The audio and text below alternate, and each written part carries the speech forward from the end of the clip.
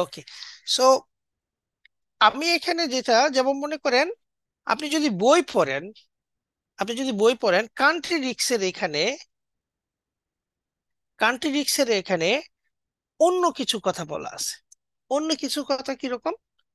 যেমন কান্ট্রি রিস্কের কথা বলা আছে, ম্যাক্সিমাম বইয়ে যেটা বলা আছে সেটা হচ্ছে যে আপনি যখন এলসির পেমেন্ট করতে যাবেন, অর্থাৎ আপনার কাছে লোকাল কারেন্সি আছে বিডিটি, যখন এলসি করতে যাবেন সরাসরি এখন যেমন আপনি সরাসরি আপনার ট্রেজারির মাধ্যমে পেমেন্ট করতে পারেন, কিন্তু পৃথিবীর অনেক দেশ আছে যেখানে আপনাকে আগে সেন্ট্রাল ব্যাংকের পারমিশন নিতে হয় to convert the local currency into the foreign currency. To convert the local currency into foreign currency, এটা আগে সেন্ট্রাল ব্যাংকের পারমিশন নিতে হয়। সেন্ট্রাল ব্যাংক পারমিশন দিলেই শুধুমাত্র ওই পরিমাণ ডলার আপনি পান। এটা হচ্ছে এই কান্ট্রি রিস্কের আন্ডারে ম্যাক্সিমাম বইয়ে এই কথাটা বলা আছে। তা আমি এটা কেন বলি নাই, কারণ আমি আমার দেশের ট্রেড অ্যাওয়ারনেস নিয়ে কথা বলছি। আমার দেশে এইটা ছিল 1980-90 সালের আগে। এখন আমার দেশে এটা প্রিভেল করে না। আমার দেশে প্রিভেল করে হচ্ছে আমরা বিপিসির পেমেন্ট দিতে পারছি না। সো দ্যাট মিনস আমরা এই লিটারেচারটাকে আমরা একটু আমাদের মতো করে আপডেট করলাম বেসড অন দ্য ফ্যাক্ট যেটা আমাদের দেশে এখন প্রিভেল করছে। সো সো মোস্ট ইম্পর্টেন্ট যে এই ফান্ডামেন্টাল রিস্কটা আমাকে বুঝতে হবে, কারণ না হলে আমি ডিসিশন নিতে পারবো না। These are two different things. Payment risk is basically counter party risk. Country risk is basically মানে দেশের রিস্ক, আপনার এই ইকোনমিক রিস্ক বা পলিটিক্যাল এন্ড ইকোনমিক রিস্ক যেখান থেকে ডিরাইভ হোক না কেন, ultimately that means country is not able to provide the money. So these are the two different thing, এটা একটু আমরা মাথায় রাখবো। ওকে, কোনো কোয়েশ্চেন থাকলে করতে পারেন। ওকে, নাও এটা যদি আমরা অ্যাড্রেস করি, নাও এই যে জায়গাটা রিক্সটা, এই রিক্সটা আসলে এগুলো আমি আমার নিজের মতো করে বলছি, বইয়ের সাথে নাও মিলতে পারে, আমি বারবার বলছি। হ্যাঁ, এই যে আমরা চারটা রিক্সের কথা বলছি, এই চারটা রিক্সে তিনটা রিক্স কিন্তু পেমেন্ট রিক্স, পারফরমেন্স রিক্স, কান্ট্রি রিক্স, দিজ আর কমার্শিয়াল রিক্স। বুঝতে পারছেন? দিজ আর কমার্শিয়াল রিক্স, যে টাকা পয়সা দিতে পারছে না বা, কিন্তু এই সবগুলা ঠিক থাকলেও এই সবগুলা ঠিক থাকলেও কমপ্লায়েন্স রিস্ক যদি আপনাকে ঝামেলা করে, এটা যদি আপনি একটু এক্সপ্লেন করেন, লিগ্যাল এবং কমপ্লায়েন্স রিস্ক যদি আপনাকে ঝামেলা করে, এই সব ঠিক থাকলেও international trade will not works. So in that sense আমি এইভাবে আপনার এটাকে, এই চক্রটাকে, মানে এই টোটাল রিস্কটাকে এই একটা গাইডেন্স ফ্রেমওয়ার্কের ভিতরে চিন্তা করার চেষ্টা করতেছি, যাতে আপনার অ্যাওয়ারনেস প্রোগ্রামটা হয় যে on the top of that compliance is the most important things, because you do not have any rescue। যেমন ধরেন আপনি একটা এলসি ডিসক্রিপেন্ট ডকুমেন্টের পেমেন্ট করে দিছেন, ডকুমেন্টটা ডিসক্রিপেন্ট ছিল, আপনি খেয়াল করেন নাই, আপনার পার্টি সবসময় আপনার বিরুদ্ধে মামলা করতে আসবে না। আপনার পার্টি কিন্তু আপনাকে টাকাটা দিয়ে দিবে। ইন মোস্ট কেসেস, 90-95% কেসেস এটা কিন্তু সিনারিও, রাইট? সো এটা এনভায়রনমেন্টটা এরকম। কিন্তু আপনি কোনো কমপ্লায়েন্স ব্রিজ করছেন যেটা আসলে গ্রস কমপ্লায়েন্স মিস, এটা কিন্তু you are dealing with the bank reputation. So এখানে কিন্তু আপনাকে কিন্তু কেউ আসলে এই জায়গাটার জন্য আপনাকে কেউ রেস্কিউ করতে আসবে না। Even your boss, he also try to find a way that he is not responsible. That's reality. Because it's such a stringent policy। যেমন মনে করেন, আপনাকে যদি কেউ বলে যে আপনি এই প্রাইসটা চেক করেন না, এই জন্য দেশে এই পরিমাণ মানি লন্ডারিং হয়েছে, if audit objection like this, অথচ ব্যাপারটা হয়তো খুব সিলি, যে এভরি ওয়ান ক্যান আন্ডারস্টুড এখানে এটা হয় নাই, but the you have to prove যে এটা হয় না, it is very difficult.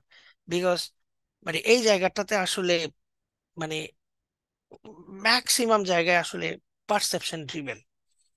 So এই জায়গাটা আপনার অনেক বেশি আপনাকে, এই জন্য এই এনভায়রনমেন্টটা পুরোটা রিস্কটা কমপ্লায়েন্স রিস্ক এনভায়রনমেন্টে যায়।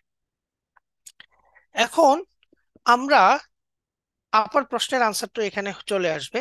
আমরা এখন দেখব যে এই চারটা ট্রেড পেমেন্ট মেথডে এগুলো আসলে কিভাবে মুভ অ্যারাউন্ড হয়। যেমন ক্যাশ ইন অ্যাডভান্স, আমরা সবাই জানি যে ক্যাশ ইন অ্যাডভান্স মানে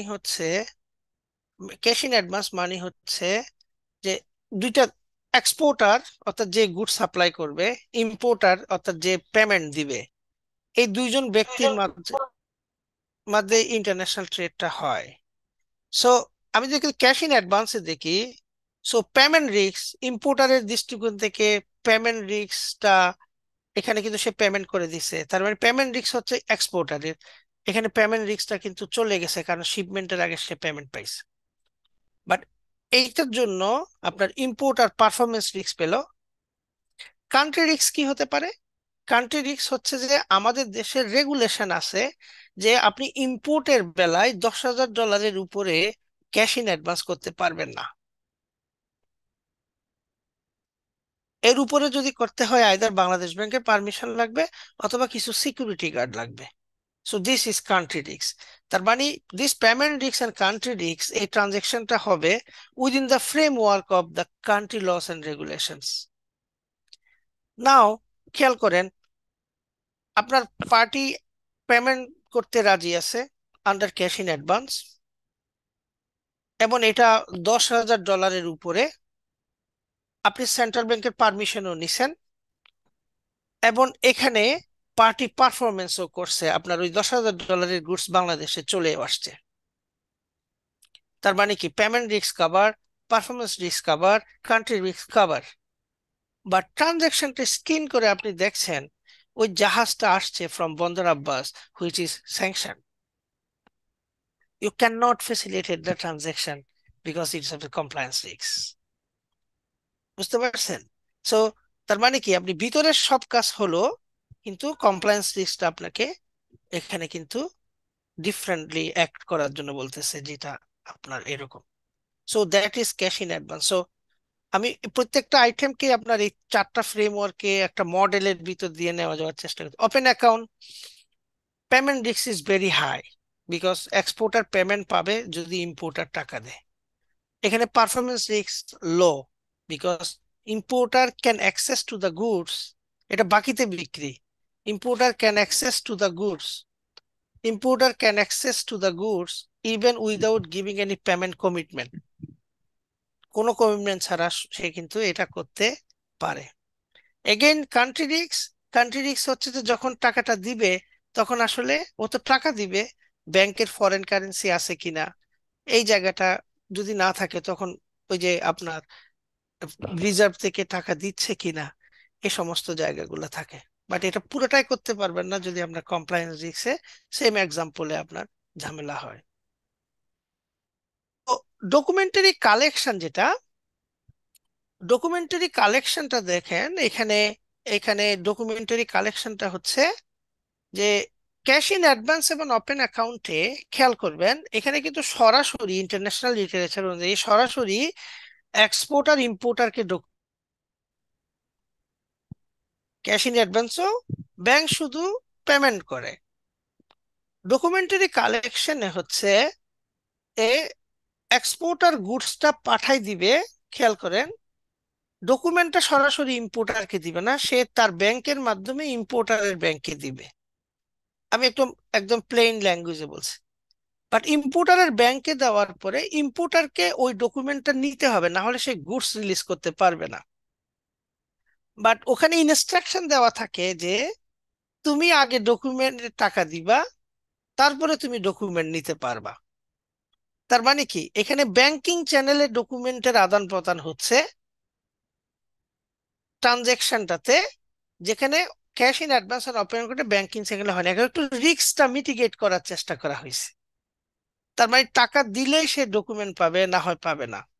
যদি এটা বাকিতে হয়, একটা বিল অফ এক্সচেঞ্জ থাকে যেটা নেগোশিয়েশন ইনস্ট্রুমেন্টে অ্যাকসেপ্ট করে তাকে আপনার ডকুমেন্ট নিতে হয়, অর্থাৎ একটা টাকা পেমেন্ট আন্ডারটেকিং থাকে।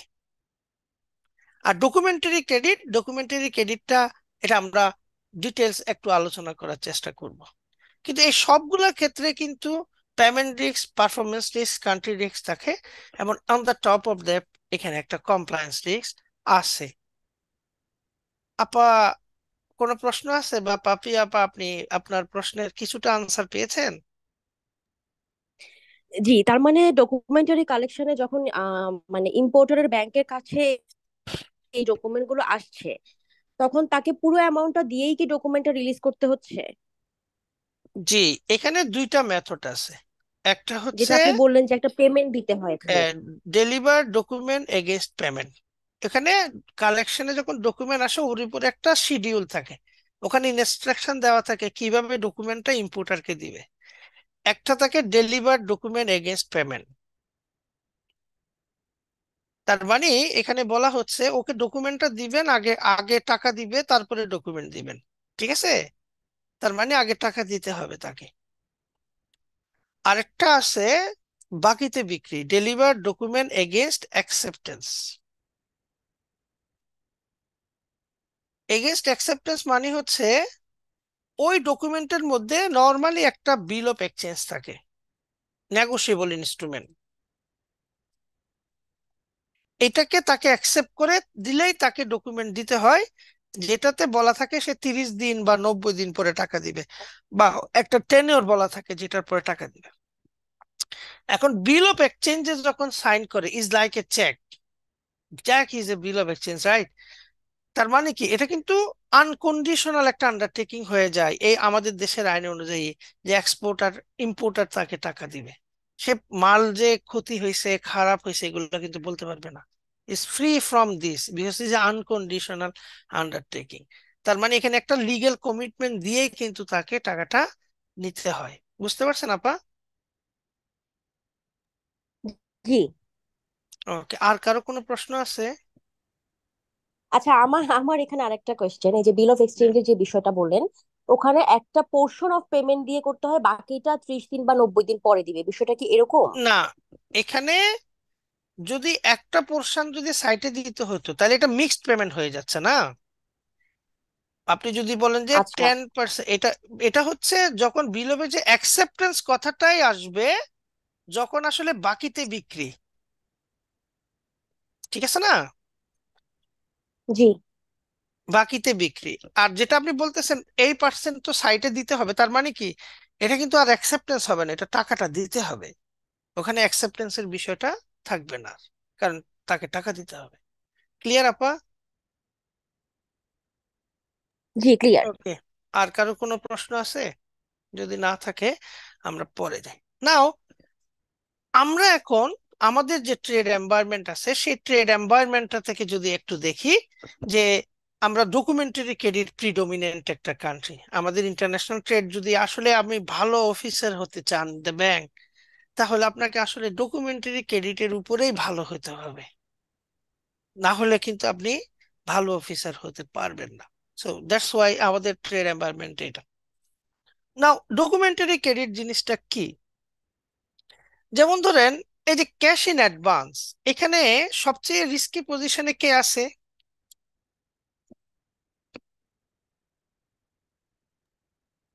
ইম্পোর্টার থাকে, কারণ সে তো ক্যাশটা অ্যাডভান্স দিয়ে দেয়। ইম্পোর্টার। ইম্পোর্টার আপনার সবচেয়ে রিস্কি পজিশনে আছে, কারণ তার কাছ থেকে টাকাটা চলে গেছে। Yes, right. ওকে, নাও, তার মানে এখানে মিউচুয়াল ইন্টারেস্ট প্রোটেকশন হচ্ছে না, one sided trade payment method. কেন হচ্ছে না? কারণ হচ্ছে এক্সপোর্টার সে গুডস সাপ্লাই করবে না, গুডস সাপ্লাই করবে না। এখানে গুডস হচ্ছে disturbing element, problematic element. Goods যদি সাপ্লাই করতে এটা এনশিওর হইতো, তাহলে কিন্তু এটা বোথ পার্টির মিউচুয়াল ইন্টারেস্ট প্রোটেকশন করতো। ওপেন অ্যাকাউন্টে সবচেয়ে রিস্কি পজিশনে কে আছে? ওখানে আবার এক্সপোর্ট আছে। ওখানে আবার এক্সপোর্টার রিস্কি পজিশনে আছে। It's right. তার মানে আমরা যদি এগুলো একটু একটু দেখি, খেয়াল করবেন, প্রথমটাতে ডিস্টার্বিং এলিমেন্ট ছিল। ডিস্টার্বিং এলিমেন্ট একদম কারেক্ট ওয়ার্ড না, বাট আমরা বোঝার জন্য আমাদের ভাষায় কথা বলতেছি। প্রথমটাতে ডিস্টার্বিং এলিমেন্ট ছিল গুডস, যার কারণে মিউচুয়াল ইন্টারেস্ট প্রোটেকশন হয় না। পরেরটাতে ডিস্টার্বিং এলিমেন্ট হচ্ছে payment, that is importer. Importer payment করবে না বলে এটা আপনার মিউচুয়াল ইন্টারেস্ট প্রোটেকশন হয় না। ডকুমেন্টারি কালেকশন, ডকুমেন্টারি কালেকশন মানে হচ্ছে এক্সপোর্টার গুডসটা পাঠাই দিবে, ধরেন চায়না থেকে সরাসরি চিটং পোর্টে পাঠাই দিবে, তারপরে এক্সপোর্টারের ব্যাংকে ডকুমেন্ট দিবে, সেই ব্যাংকের হয়ে ইম্পোর্টারের ব্যাংকে ডকুমেন্ট আসবে, ঠিক আছে না?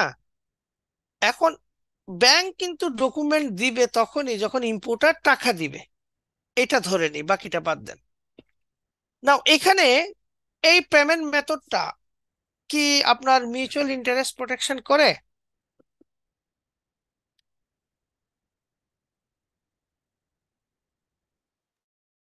না, এখানে তো করে না, কারণ যদি ইম্পোর্টার পেমেন্ট না করে ব্যাংকের তো কিছু করার নাই এখানে। রাইট। তার ব্যাংকের হ্যাঁ, রাইট। তার মানে হচ্ছে এখানে অ্যাপারেন্টলি বোঝা যাচ্ছিল যে এখানে একটা রিস্ক মিটিগেশন টেকনিক আছে, যে ডকুমেন্টটা সরাসরি যাচ্ছে না, একটা mitigation.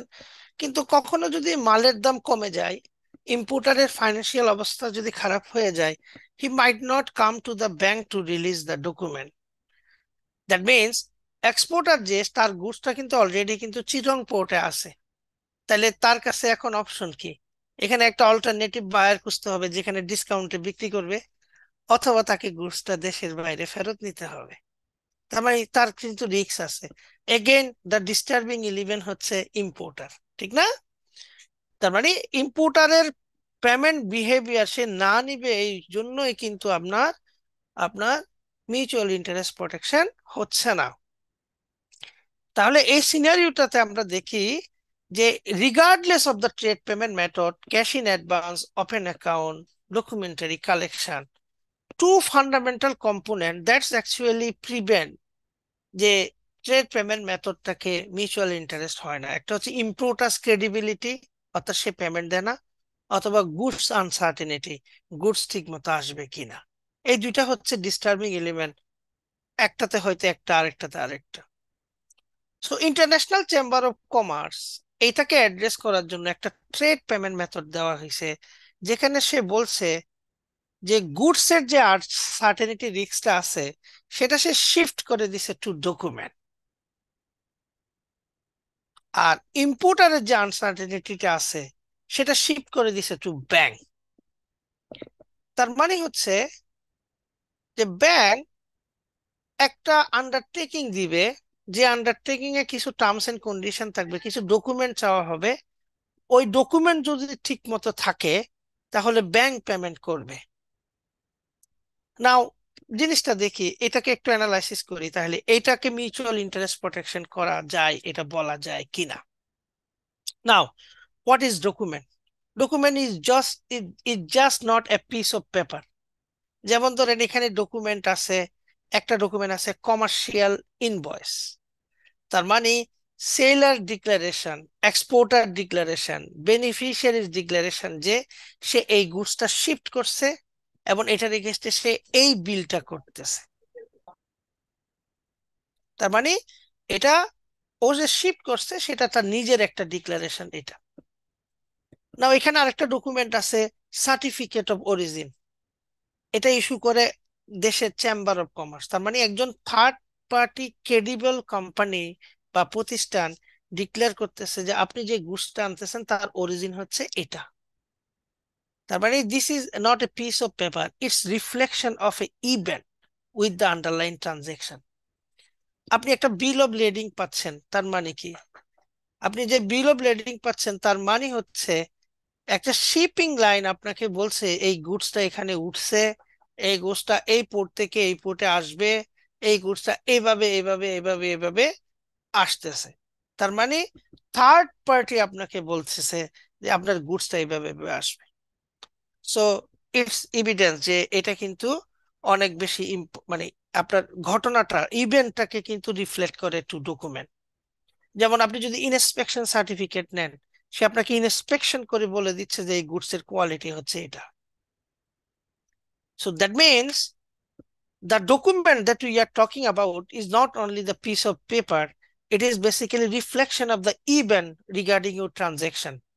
So if documents are complying, that means is a reflection of the the same quality goods are available in a port of discharge. In that sense, the goods risks, uncertainty risks is shipped to the document under documentary credit.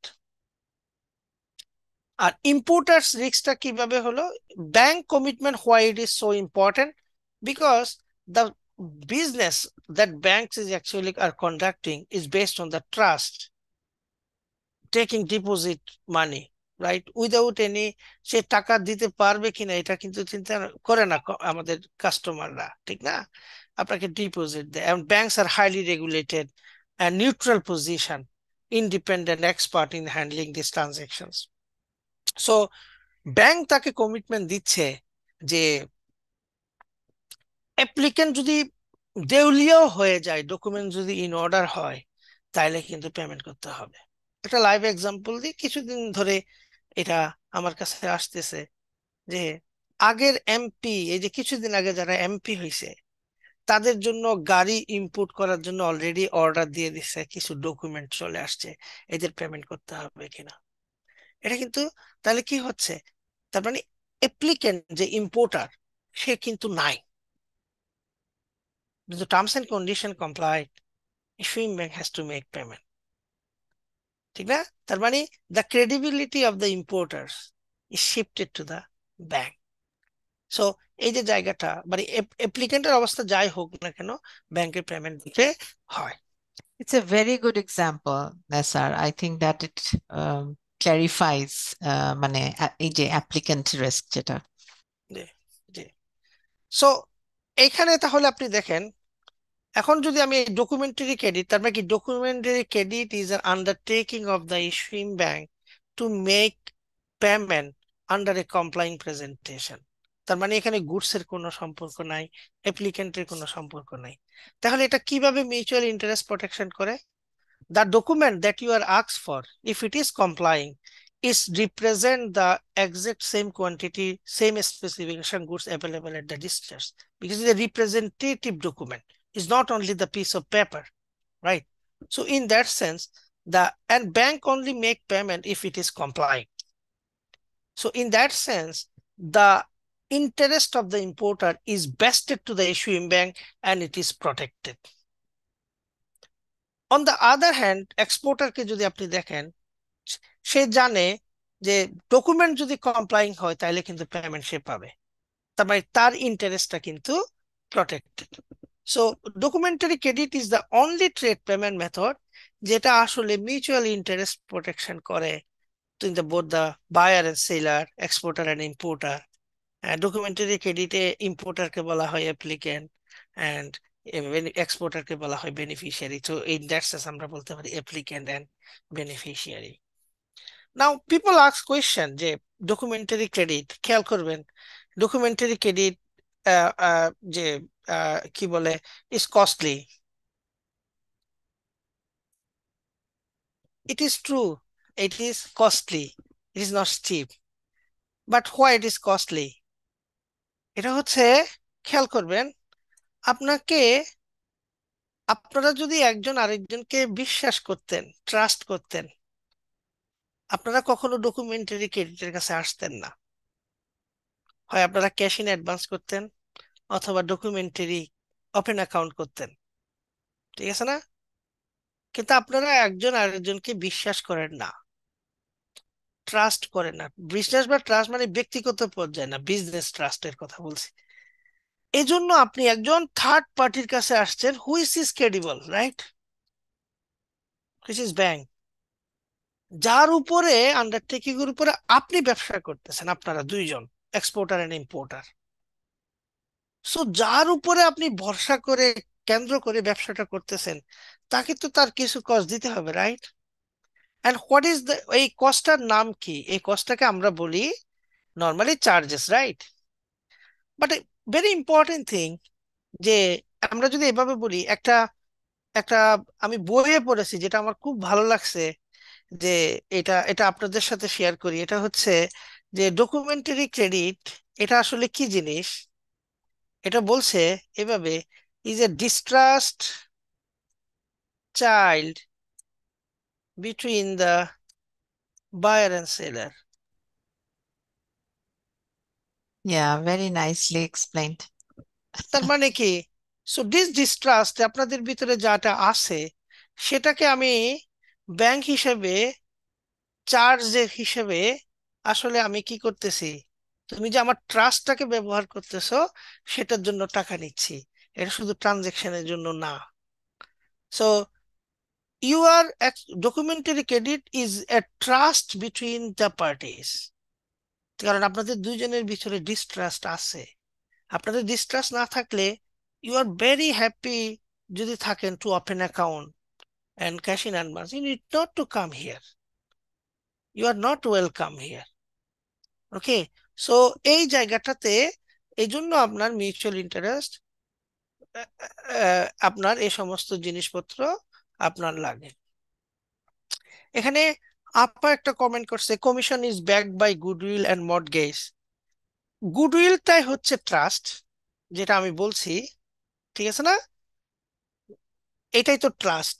আপনার goodwill আছে, আপনার trust আছে বলে তো আপনার undertaking beneficiary. মানে now coming to the mortgage, why mortgage?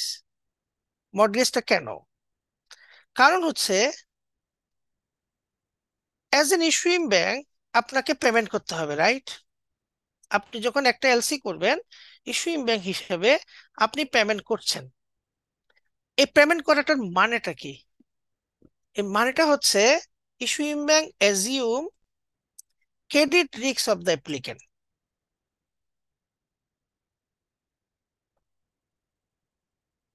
অর্থাৎ আপনি যখন একটা কাস্টমারকে লোন দেন, টাকা দেন, তার মানে তার ক্রেডিট রিস্কটা অ্যাজিউম করেন না সে টাকা ফেরত দিবে কিনা।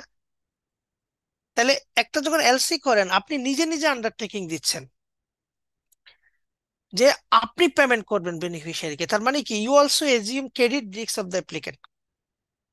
তার মানে ডকুমেন্ট আসলে অ্যাপ্লিকেন্ট আগে টাকা দিবে তারপর আপনি পেমেন্ট করবেন তা না। আগে আপনি পেমেন্ট করবেন, অ্যাপ্লিকেন্ট আপনাকে রিইম্বার্সমেন্ট করবে। সো এই যে অ্যাপ্লিকেন্ট রিইম্বার্সমেন্ট করবে আপনাকে, সেটা সিকিউরিটিটা কি? এই সিকিউরিটিটাই হচ্ছে আসলে মর্টগেজ। তাহলে ট্রাস্ট যে বিষয়টা, সেটা হচ্ছে you are selling the trust to your customer for their trade, that's why you actually earn, মানে ইউ চার্জ দেম।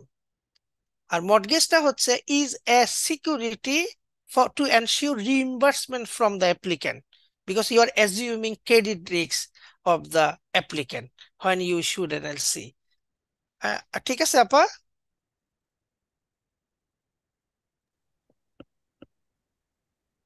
ওকে, আশা করি ঠিক আছে। সো আমরা এখন এই জায়গাটা থেকে ডকুমেন্টারি ক্রেডিটটাকে পেলাম অনলি ট্রেড পেমেন্ট মেথড।